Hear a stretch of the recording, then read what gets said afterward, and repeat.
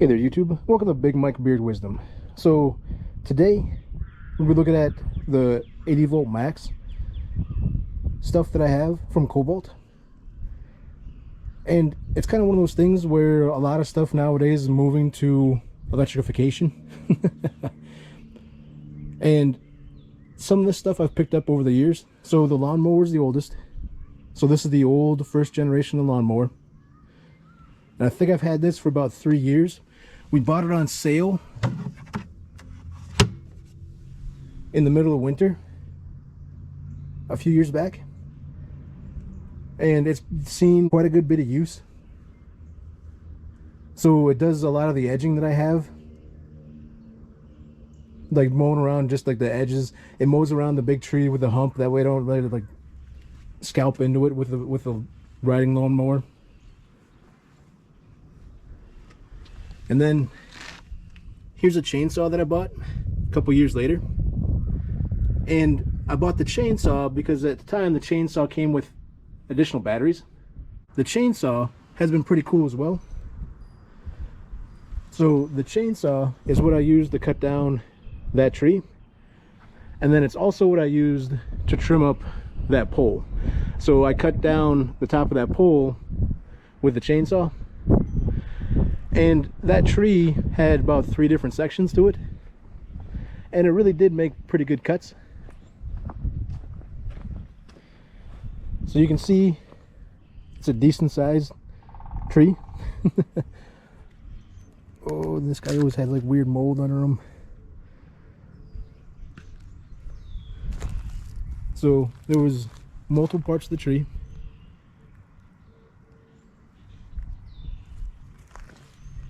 And it didn't have a problem, didn't get stuck, cut right through. And the Polesaw works out pretty good too. With the battery in it, it's very rear heavy. So I've never used a Polesaw before, but it helps keep everything centered back here where the controls are. That way, as you're using it, you're able to guide where that moves pretty easily. And then, as you can see, I got a couple different batteries. So the Polesaw I actually bought as a bare tool. There was a sale that was going on. And the reason why everything's in a bucket is because with it being warmer out now, I've taken this out of storage, which is essentially I bring the batteries inside because the garage isn't heated. And in the manuals, it said that the batteries will last longer if you don't let them freeze. So I haven't let any of these batteries freeze, and they've lasted a pretty good while. But today we'll actually be cutting down a tree using these two, and it's going to be pretty close to that fence. I'm over here by the shed, and you can see we've got this tree right here. It's a pretty good size. And then the maple tree right there, that's a pretty good size. And then there's this weird little tree right there. And it's probably due to its placement that it's smaller, and then also due to, I'm gonna go with discrimination.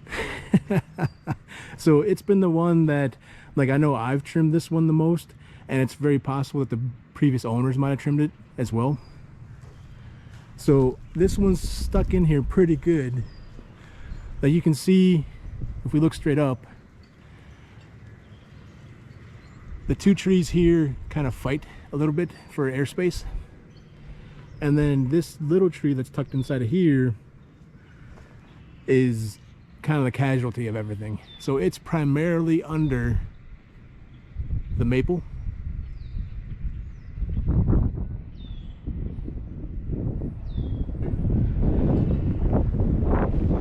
And then it's tucked in enough that it's pretty deep into the maple. So I'd be kind of curious to see what this looked like in the beginning, like when they was first planted. It was probably pretty cool. But as you can see, I trimmed up there, I think at one point in time. Looks like I trimmed over there.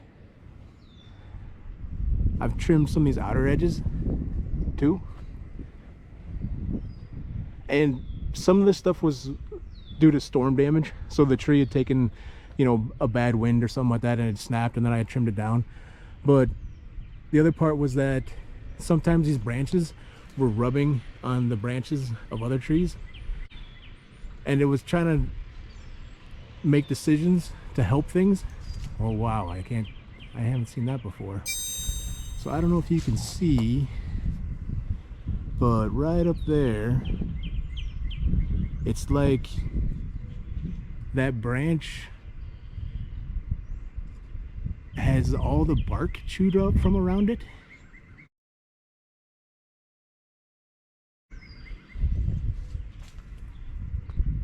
With like little bug holes. That one over there has it too. I wonder if squirrels do that. If anybody knows, drop a comment in. Appreciate it. So, but anyway, I know what we're doing today. So today, I'm gonna cut this tree down, and then you can see right here, we're pretty close to the property line. So it's not too far over. I'm not real worried about hitting the fence, but I'm gonna use the pole saw first to try and knock little pieces down, just to make sure that everything kind of drops straight down, and there's no chance that anything kind of comes rolling over here and hits the fence. Oh, and I should probably say something about where the proper protective equipment. But the other thing too is that I have like an exit strategy. So if you're planning on dropping the tree in like that direction, you know, don't be standing in the direction you're going to drop the tree or the limb. Also, if you're going to wind up dropping the tree in a given direction, you want to kind of have like a couple different escape paths. So if I were to stand right here and cut the tree down in that direction, the only path of escape that I have is this way, and I might turn around, hit myself on that. So it's one of those things where you need to be conscious of safety.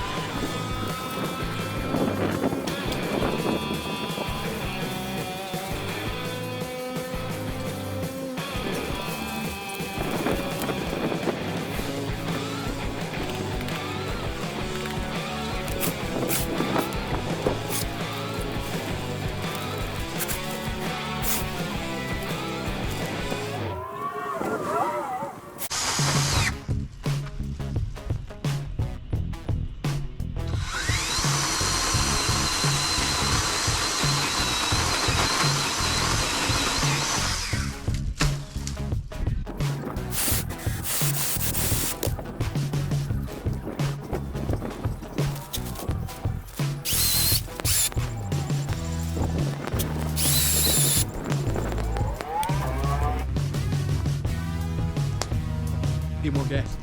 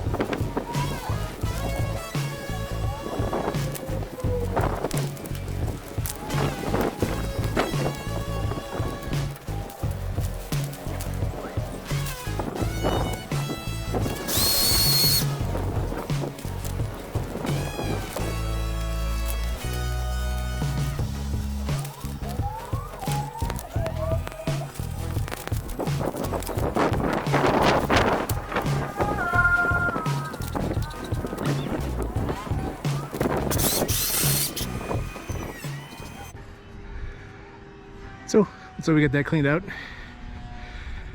Hopefully there won't be any more fighting between the trees, competing for nutrients and sunlight.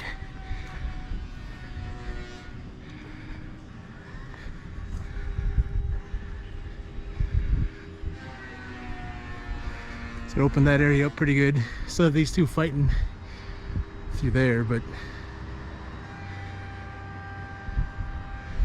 then I'll leave the stump for a bit, at least until I get like a stump grinder.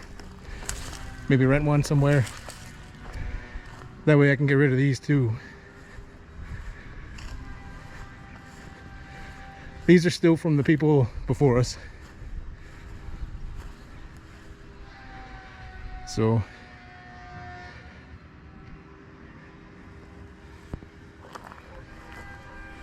but all in all, didn't go bad.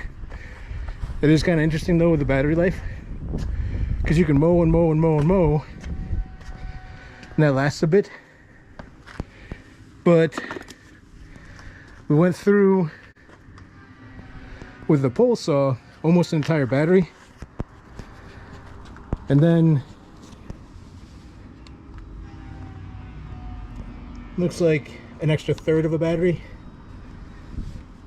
with a chainsaw. So all in all, not bad. I do like them because they don't really have an engine. They pretty much start right away. They have decent power.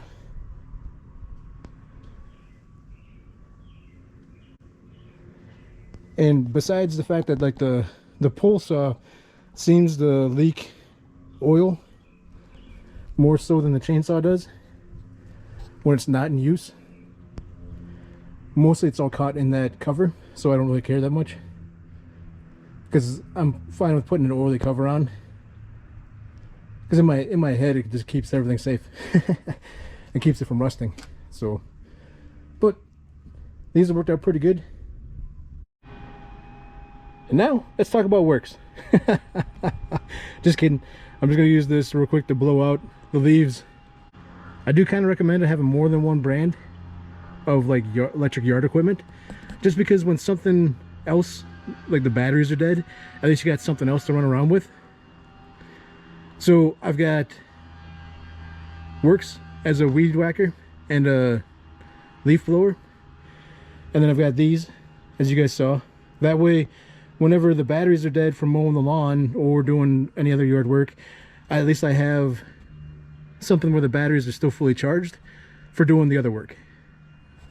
I probably should have also mentioned the reason why I was trimming all this stuff down is that the small town that we live in is doing a free brush pickup.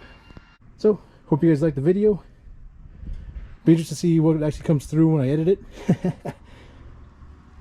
You guys have a good one. I do kind of recommend shifting.